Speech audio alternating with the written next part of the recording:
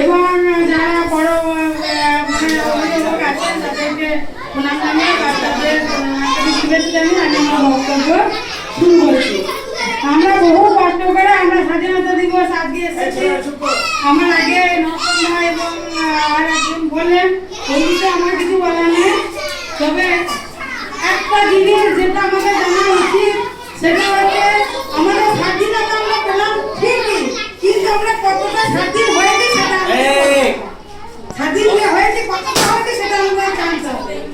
আরেকটা হচ্ছে যে আমাদের স্বাধীনের বিষয় হচ্ছে আমাদের দেশ ভাগ হয়ে আমরা স্বাধীনতাটা পেলাম এবং আমরা এমন এক সত্যি করে স্বাধীনতাটা পেলাম।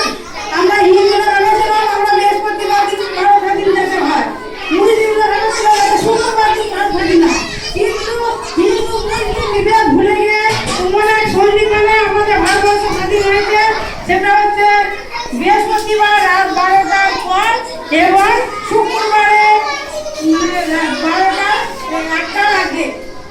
সেই মধ্যরাত্রিতে আমাদের ভারতবর্ষ স্বাধীন হলো, যা আমাদের এমন একটা সন্ধিক্ষণ হিন্দু মুসলিম বিভেদ ভুলে গিয়ে সেই স্বাধীনতা দিনটাকে আমরা স্মরণ করতে আজ পর্যন্ত।